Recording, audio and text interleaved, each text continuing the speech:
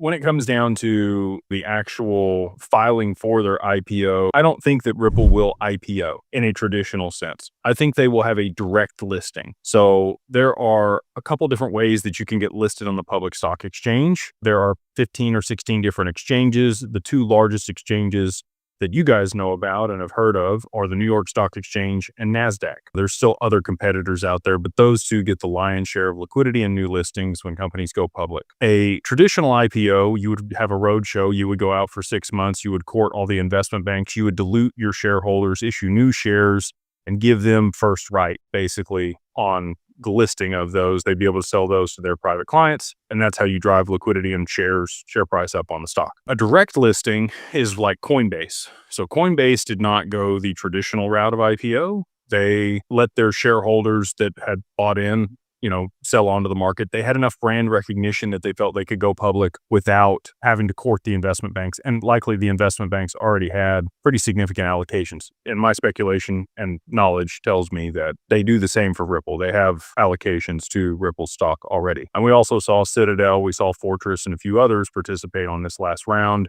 at a $40 billion valuation to the tune of about a $500 million investment into Ripple in late 2025. So I don't believe that they will go public in the first half of 2026. I tend to think that they are going to go public on a Texas stock exchange. BlackRock and Citadel are backing the Texas Stock Exchange here in Dallas. The first half of this year and probably even into Q3, the Texas Stock Exchange is only going to be ETFs or exchange traded products, ETPs. Later in the year, they will be listing one-off actual stocks. But I think it would be a very compelling story for them to go public on the Texas Stock Exchange, being backed by BlackRock and Citadel, especially if the Texas Stock Exchange is tokenized at that point.